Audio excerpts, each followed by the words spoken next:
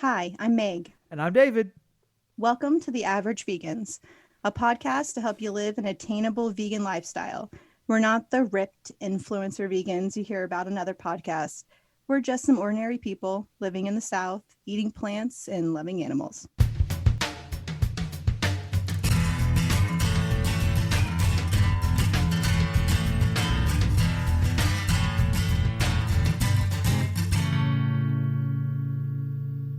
Hi, this week we have a wonderful guest. We have Selmi is the CEO of Miiro Plant-Based, a vegan chocolate and baking company that creates wholesome chocolate treats and baking goodies that taste better than the real thing. I love that description. She's also an expert on living a vegan lifestyle and has done extensive research and development of vegan products. Super excited to talk to you today. I mean, chocolate treats and baking goodies. You had me right there. Hi, Oh, very yes. happy to be here and to be able to talk with you and your audience. We are excited to hear all about your company and about your vegan lifestyle. So let's just jump into it. Please tell us about Miiro, please. Yeah, sure. So Miiro is a company that I started several years ago. So I used to live in London, and this is where I actually started to approach a more plant-based lifestyle. So I used to work crazy hours, and this had like a huge impact on my body, and I felt miserable. So both my mental health, but also my actual body. So I started to research, and I saw that a lot of people that went dairy free saw an improvement of their health. So I thought, okay, I'm just going to take this challenge and I'm going to test it for 2 weeks. I mean, it doesn't cost anything, right? Like almond milk is so delicious anyway. So Right. I'm going to try it. And actually, I was really surprised. I had like a clearer skin. I was much more productive. My sleep was not the same at all. Like, and I thought, oh my God, just with being dairy free. So what if I just follow a plant-based lifestyle for another couple of weeks? Right. So I went on a plant-based lifestyle, and I mean, this was hands down the best decision I took in my life, and I will never go back because for several reasons. So for my health, then of course the animals, the environment, yes, of course. But if I have to really focus on the improvement I saw, so that was my health, my productivity, my mental health, and also most importantly, I was forced to learn how to cook again because I knew how to cook, and this was for me. So as you might be able, you probably can hear, I have a French background. So culturally, I was born in France and I was raised there until the age of 20-ish. And then I moved and started to travel the world. But I have like a very strong French. This is where I've learned how to cook. So it's very much with butter, with eggs, with everything. It's delicious. I agree. But then I really learned how to, I've rediscovered the vegetables. I've rediscovered the spices. I like the simple taste, yet so amazing. And I re-educated my palate, and I was pleasantly surprised because I could taste so much more than what I used to do. So for me, it was like, I don't know, it was a revelation. Like, and since then, like, yeah, I don't want to go back. It's just no. No, you sound Not exactly like possible. me. I was like, I'm Okay. trying it for 20, what was it, 28 days or something? I felt like less than a month. I was like, I'll just see how it goes. Within 2 weeks, I was like, never going back. Like literally the same thing. Exactly. And I learned Exactly. to love cooking in a new way and food in a new way. Literally, we sound exactly the same. It's such It's a an mind-blowing amazing experience. experience. Yes. Mm-hmm. Yes, exactly. Especially when you try it with no expectations. Right. So like you just you just need to be open up to a lot of reactions. So some people, for example, the first 2 weeks experience some tummy ache because the vegan lifestyle is so much more rich in fiber. And then when Mm-hmm. they pass those 2 weeks, it's like I don't know, a very steep curve in terms of a lot of things. So like their happiness, their like a less or no mood swing, or Right. their skin, everything basically. So I tried this and I was like, oh my god. So I used to live in London, and I really loved like the Magnum style of ice cream, so handheld ice cream covered in chocolate. But there was no vegan ice cream in Europe. Like it was very, and everything was so processed. The beauty with vegan lifestyle, I mean, no longer now because it has become very like there is a bit of junk food here and there, but like there was not a lot of things out there, and the little things that were available were very natural. So I wanted to create a natural ice cream, which I did.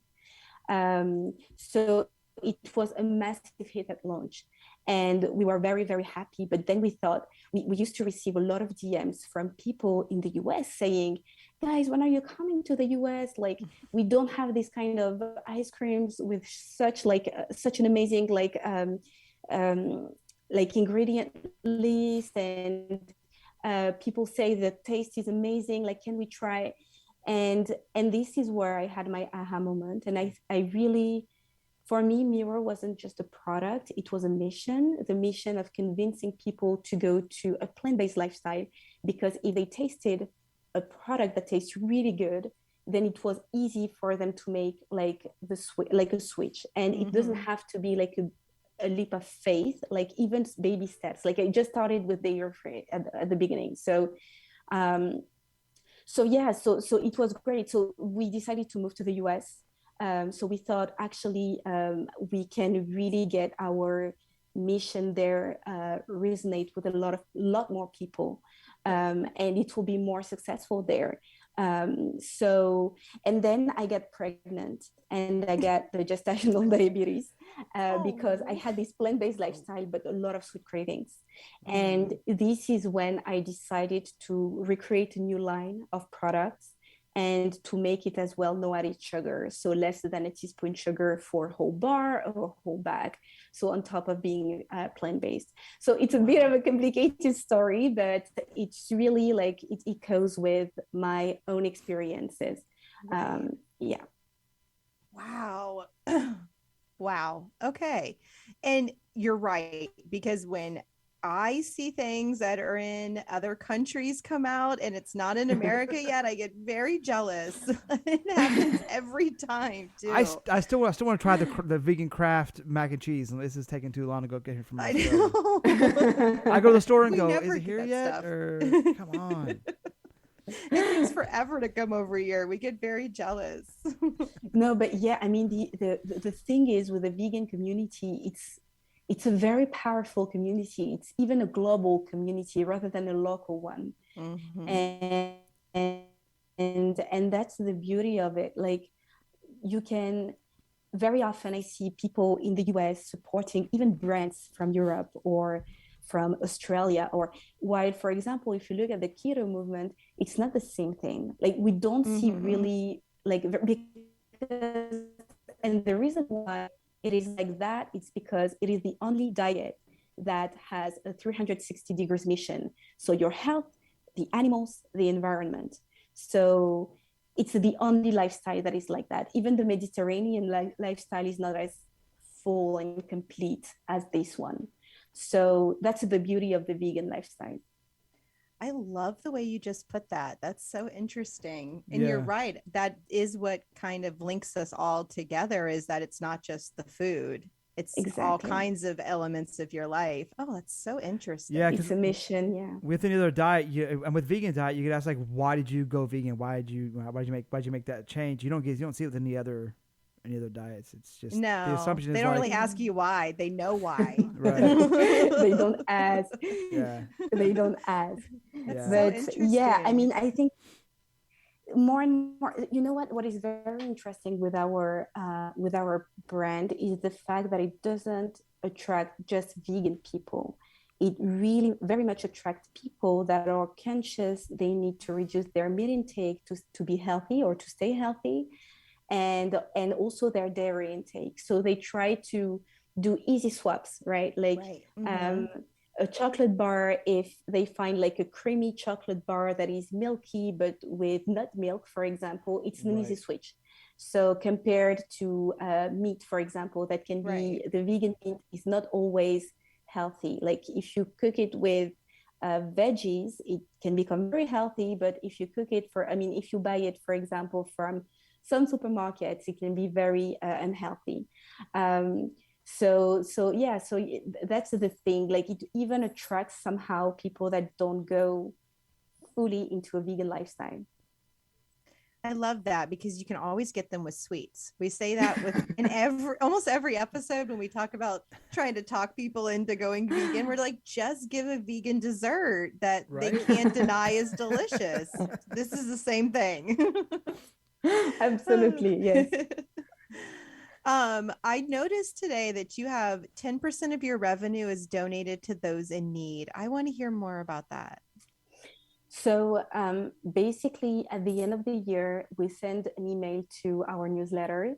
I mean, through our newsletter to our customers or people that are only interested in our articles or recipes, and we suggest 4 different charities, and they get to choose which charity we invest in. So we try to diversify as much as possible. So we will take, for example, a charity specialized in that does a great job for children that are sick, have serious diseases. A charity for to build wells to extract water in Africa, like those kind of things, and they get to choose a charity. So that's the way we do it. That's amazing. I love that.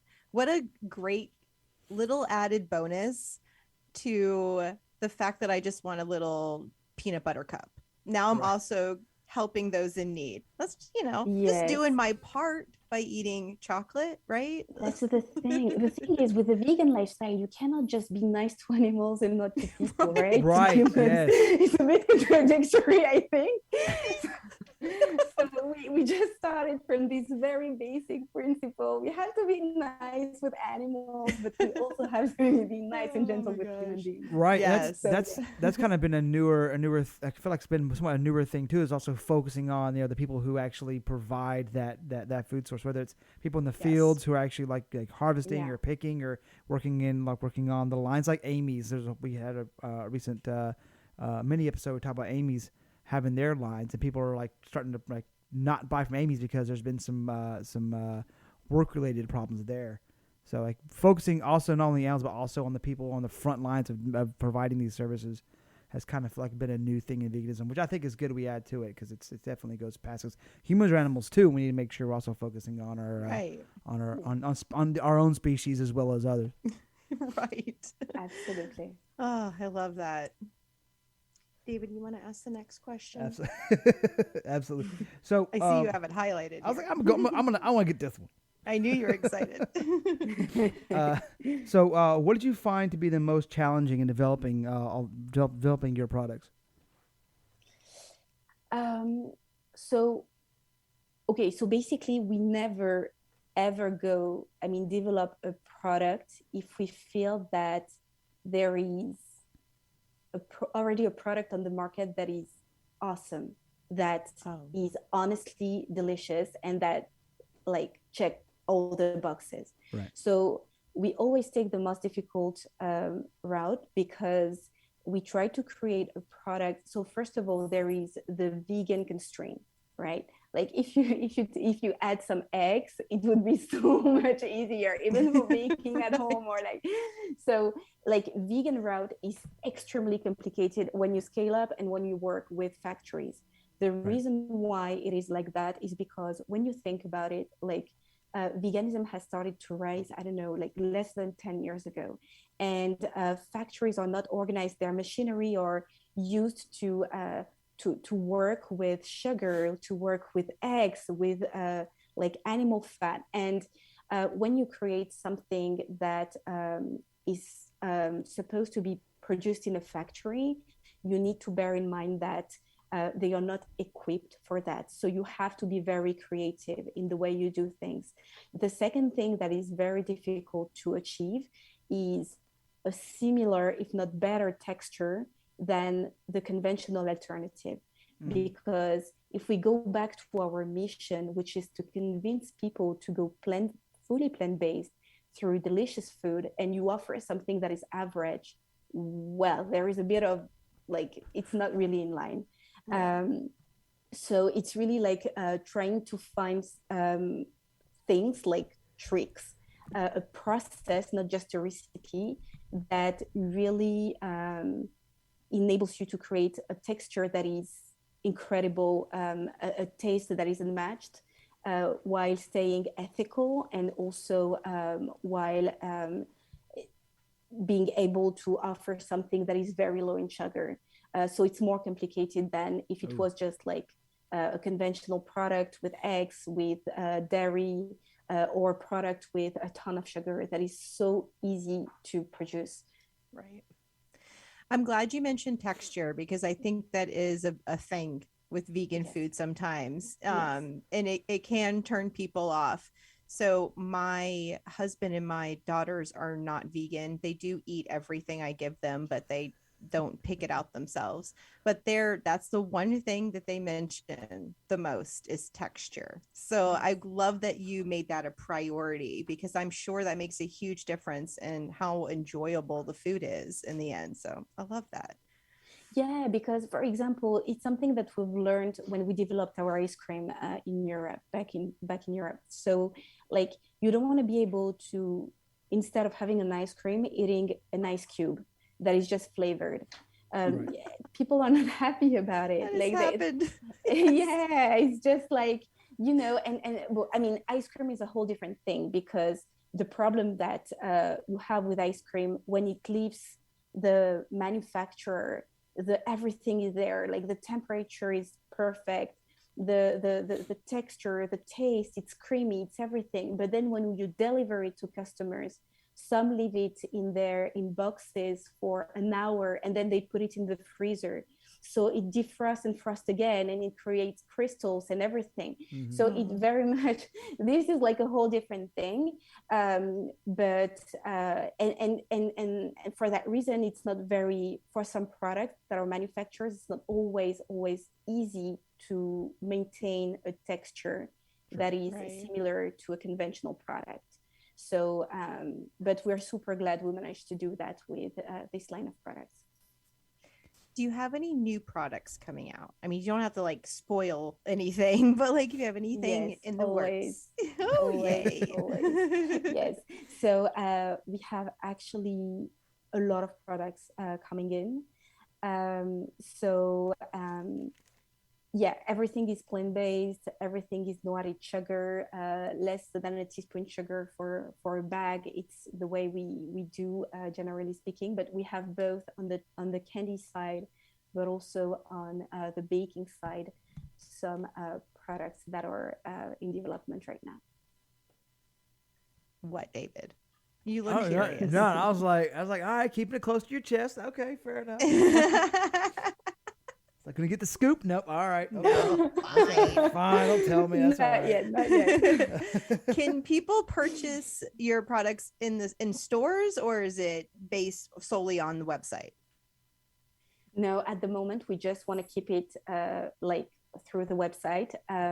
We get approached by several big retailers, but we don't want to do that move. So we used to, when we were in Europe, we used to be a retail only company. So it used to be in Whole Foods and the likes. But here in the US, we really feel that online is much better for us, because online enables you to discover some product in a way that a supermarket doesn't allow you. So when you, for example, if you shop in a supermarket, like, basically shoppers make up their mind in less than a quarter of a second. So and you don't educate people about your product, you don't educate about the benefits, and there is nothing like online for that, like that is as good as online for that. So that's why we are going to keep our company like online for a year or two before moving That to makes stores. total sense because you're right. Because you can add the content there to explain more than you Exactly, some can in a store, videos and right? Right. exactly, Less yes. less I control, work less in control the marketing, so I narrative. get it. Yeah. Right. Yeah, that too. Okay. We've talked a lot about why you went vegan and how it was kind of just, let me try it for 2 weeks. I love that. Does your family also follow a vegan lifestyle with you? I'm assuming they do. So, Oh, no, so basically, not everyone. My husband is, I would say, 80% of the time follows a plant-based I lifestyle, do. but then he very much loves eggs. So, 20% of the time he will have a bit of eggs and cheese. And then my daughter, so what we do for my, so I have a 2.5-year-old baby. So what I do with her is 80% of her diet is plant-based. Right. And then to avoid allergies, because there's some research that shows that the sooner you introduce some, let's say, food with allergies, the better it is to avoid developing those allergies. Right. So we planned that until the age of 3, 4, we would introduce like, of course, some peanuts, it's vegan anyway, a bit of eggs, a bit of like basically all the allergens, no meat. And Right. then from the age of 4, 5, she would go plant-based like me. So that's pretty much how we do it. I have a lot of friends who raised their kids directly vegan. So, and they didn't have any food allergy. Right. I think it is totally, totally, totally doable. But because we have a history in our family, we didn't Right. want to take the risk. I understand perfectly. In perfect sense. Yeah, I think it's easy for people to kind of hate on that, but it's also like it's your family to make that decision, Right. and the logic is there. So yeah, I can't hate on you for it. Right. Especially if you have allergies already with that. Yeah. And they can be scary allergies too. Good grief. Yes, absolutely. No, I mean, Um, honestly, I think that like raising a kid vegan is an amazing thing. Like it's totally awesome. And if I could, I would have done that. right. But I think too that when you have like sometimes you shouldn't take some risks that are not really, I mean, it's basically her health. Like it's better to compromise for 4 or 5 years and then for the rest of her life she can enjoy this diet, Sure. Right. rather than her remembering later on when she grows up that because I didn't do the smart choice, then she has to suffer from an allergy and she won't really enjoy the plant-based lifestyle because of that. Right. So right. that's very much like the compromise we had to do. Makes sense. Absolutely. So I'm curious, what kind of tips would you give someone that is going vegan? Because it can be daunting, but you you went right into it just like I did, thinking we were just doing it for a short period of time, but like we went full force. So do you have any tips for someone who's just starting out eating plant-based?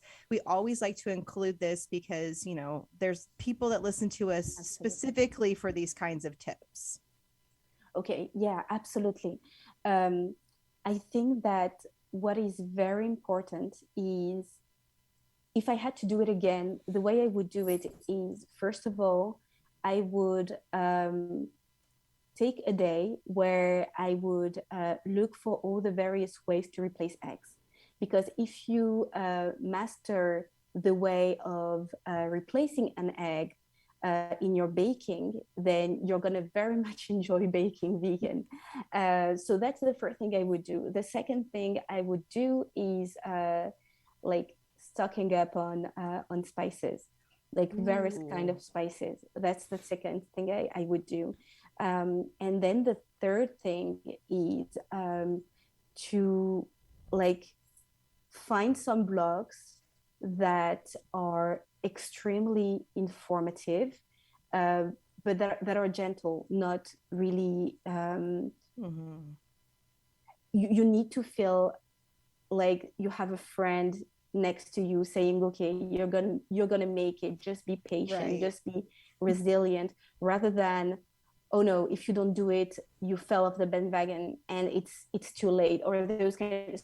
So I think that you need to surround yourself with some blogs that are very much into in this dynamic, and to also follow people on TikTok or on Instagram that are vegans, but like the gentle approach of vegans, like people that can really, like, okay, like for example, like you can make friends like this. You can DM someone and say, okay, today, like an influencer or a creator, and say, okay, like today I've done this and that, and I couldn't help myself to eat a piece of cheese, for example, and she will be like, some cheese, and she will be like, okay, that's okay, because I went through this already, and this is inspiring. Like, Right. you feel like a human being.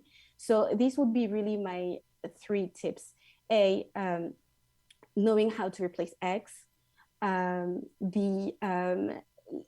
can't remember the B. Spices. Spices, yes. Yes, exactly. And C, surrounding yourself with like people, a community that has a gentle approach of veganism and that will encourage you rather than discourage you. And these are 3 tips no one has ever shared, and they are amazing. Like, Thank you. wow, bless you, David. Sorry, that was out of nowhere.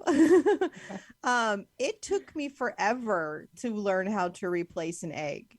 And by the time I thought about it, I had messed up so many baking dishes that I almost wanted to quit trying. Yeah, that is very important. And spices, David will tell you, he uses spices to change things up all the time. Oh, I have a whole drawer full, just stocked full of random. Just like I go to the store and go, I can't pronounce that. You're putting that in the buggy. All right. Same here. It's just, I mean, they just like elevate the whole meal, right? Like, Oh, yeah. like the smell, the taste, everything. But yeah, we do have on our blog a full article on how to, the various ways of replacing eggs. So if it can be interesting, I can provide it at the end of the podcast. But yeah, I think it's very, very important to know how to do that. So if you want to learn how to bind, in that case, you should choose chia seeds. If you want to make it fluffy, in that case, you should use like a mix of apple cider vinegar and how it's called, bicarbonate of soda. Right. Like if you want some, I don't know, another effect, like creating something that replace the fluffiness of an egg, but that is not like apple cider vinegar, you can use aquafaba, for example. There are so many ways of doing it, but they all have a different, like, they only enable you to achieve something that the egg normally achieves. So if like the fluffiness or the moisture, or for binding, or and it's super easy. Most of the time people think that it's an art, but it's not. It's just like mixing up like a bit of flaxseed with a bit of water and stirring, and that's it. And then you have like a vegan egg. Yeah, that's great. That's my. You That's know, my I don't go-to. even think I don't think I ever realized that each option resulted in a different kind of texture. I don't, or a different kind. You know, I don't think I realized that until just now. Wow, I need to read your blog. Okay. Wow. Wow, that's so interesting. So I want to hear your favorite desserts to make. And I don't mean like for parties or anything, but like when you want a dessert, what do you make for yourself? It depends if I have the time or not, but if I have 1 minute, I will just, for a snack, I will just open a medjool date and I will add some almond butter if I just have a minute. Perfect. Then because proteins, because of fiber, because it's sweet and it's filling. But then if you have a bit more time, like 5 to 10 minutes is the max that I can put on a dessert at the moment. But like a vegan chocolate mousse is amazing.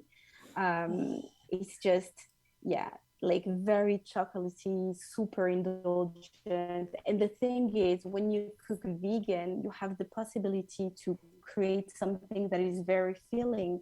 So my trick for a vegan chocolate mousse is to put almond butter Ooh. with avocado. I mean, when you think at all those properties for your skin, for like in terms of proteins, in terms of like for your hair, for Oh yeah. everything, it's just it's just amazing. So yeah, this would be my favorite dessert if I had like 10 minutes to spare. David, what's your favorite dessert? I mean, in the context, like what I like to make in a hurry is a mug cake. Oh yeah, Oh, And mug that's a cake. good Those are answer. so easy. Just yeah. a bit of flour, baking soda, some of the chocolate, little bit of like almond milk in the microwave for a couple minutes. Cake time. Good to go. Yeah, I love job it. I done. love it. Absolutely. That's my favorite. I That's my like favorite to go-to. make homemade ice cream with, frozen bananas and all the flavors and stuff. Oh yeah, and So ice cream. you can Yeah. change it up any way you want, with raspberries, with, almond butter. Like it's so diverse. So you can make anything with frozen bananas. I love that.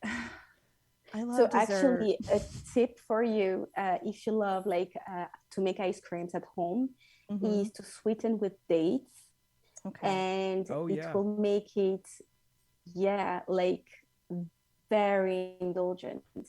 And generally, when you create an ice cream at home, it's a bit solid and it's very difficult to get it creamy. And but dates really, really help. So that's my advice. Having like Perfect. developed, I don't know how many ice creams, I Oh my think of gosh, that. perfect. I never thought to add a date. I love dates too, so that's a great idea. Look at David, Yeah, he's it's looking just stuff up, I so can delicious. tell. Yeah. Why You're do making you me think hungry. more people are turning to a vegan lifestyle nowadays? Why do you think it's blowing up and becoming more popular? Because okay, I think we are at a time where we we consume food through our eyes, and vegan lifestyle is very much colorful, it's beautiful, and there are very, very, very strong testimonies of people like me or even athletes that are saying that it changed their life for the better. So I think that when you see all those beautiful images of veggies cooked in such a way, and on top of that you have people endorsing, and they don't ask for anything, they don't ask for money, they don't, it's Right. just like an advice, you're like, okay, like what's going on? And then when you dig in and you see like all the positive impact on animals, on the environment, on people, I think a lot of people start to believe that it's a natural way of going, that the world is going into that direction. Plus, the thing is, you can even keep your lifestyle. Like if you are pescatarian or you eat meat, and you really, really, really want to keep eating meat, but you have an interest in a plant-based lifestyle, it's already a step forward, and you can do easy switches. Like when you think of milk nowadays, you have even macadamia milk, you have almond milk, oat milk. Like oat It milk is really so is. delicious. Hazelnut milk for coffee, like or for hot cocoa. Like there is nothing better than hazelnut milk. Mm. Like there is so many alternatives right now. It's so easy to try, to test, to do a bit of experiences at home. Um, and the impact is so big on your health because a lot of people see it immediately. And actually 2 weeks for me took me 2 weeks, but 2 weeks is a very short amount of time to see results. So I think it's because of that, like consuming food through the eyes, but also all those testimonies and how accessible and easy it is today to do little switches. Yeah. Yeah, and you can just get vegan food everywhere. So I think that's it's just so like you said, accessible to people. But I love the thought of we now see food through our like through our eyes more than anything. Like that's just that makes me think of Peggy. I'm always going to bring it back to another amazing woman that we interviewed where she said cooking is like art. I've probably mentioned her every episode. and she changed the way I look at cooking because she said ingredients are like your palette and you're creating art with it. And it changes everything. And I feel like you're right. You see all these pictures and on Instagram or TikTok videos of people making amazing vegan food, and you're like, well, that looks delicious. So then it Yeah, doesn't look as scary. It doesn't look like some weird, I don't know, bird food like they assume we eat. And it's like some beautiful, flowery, colorful thing. It really does draw you in visually before you even get to smell or absolutely. taste it. Love that. Absolutely, absolutely. Yeah. I mean, like when you see, like, for example, the rise of acai bowls came at the same time than veganism, like the rise of like all those colorful smoothies and juices, and it's just like, or even Oh like the yeah. Buddha bowls and Ooh, everything like yeah. that. It's beautiful, all those colors and all those textures, and it's just a different way of cooking and a way more creative way of cooking. So actually, my sister went came to the US a few years ago, and I was like, okay, I'm sorry, you're at home, like I'm cooking, so you have to eat vegan. And she tried it, so she stayed with us for a couple of months. She loved it. Mm-hmm. She was like, oh my god, it's so creative. I've never tried these kind of things. Like you have like some hummus that are pink and other that are green and other that are, I mean, you see, it's beautiful. It's such a nice way of eating beetroots, for example. Right. um, it's just, yeah, I don't know, it's really very much going back to the basics, and learning again what is a veggie, what is a spice, uh, why are we consuming so many eggs, is it Right. really, yeah, is it really necessary, why are there so many people that switch to a vegan lifestyle, and even athletes, like do we really need like that amount of proteins, do we Right. really need that, like, oh, especially proteins is like is the typical one, like I always see some questions about like proteins, but Yeah. like it makes you question everything basically. Oh, wow. Yeah. It really does. It does make you question everything, every little aspect of your life, really, which is amazing because bringing back to what you said in the beginning, there aren't other ways of eating that do that. They don't encompass your whole life. So it's a fascinating way to look at veganism that I hadn't really thought about. So thank you for that. I appreciate it. You're welcome. You're welcome. Um, I think that what is a good way of thinking about veganism is like thinking about your impact even on yourself, not just the world. Because if you're a happy human being, you feel good in your body and everything, then you can do stuff, amazing stuff. And uh, the impact you like veganism can have on your body is very unique, very unique, because it's not just losing weight or like shedding like extra pounds, or it's much more Mhm. than that. it's um, it's even happiness somehow, right? Like a lot of people struggled with mood swings, and when they went to a vegan diet, they felt more, I don't know, their mood was more stable. So Mm. it's even mental health. So I think that it's important though that, so within the vegan community, there are people that are very open-minded in the sense that they preach that what you have to do is try something that is the best for you. But then there are also very pushy vegans because they are worried about the animals, they are worried about the environment, and they see like this picture. Um, for me, my take on this, having a business and seeing people sharing their journey every time with us, like sending us emails and everything, there are some people that really want to become vegan, but they really Right. struggle. And some say that the vegan community can be amazing, very supportive, but they also were like facing some vegan people that were Yes. very judgmental with them. I think it's very important to allow people to take their time. Change doesn't have to happen Right. overnight. Right.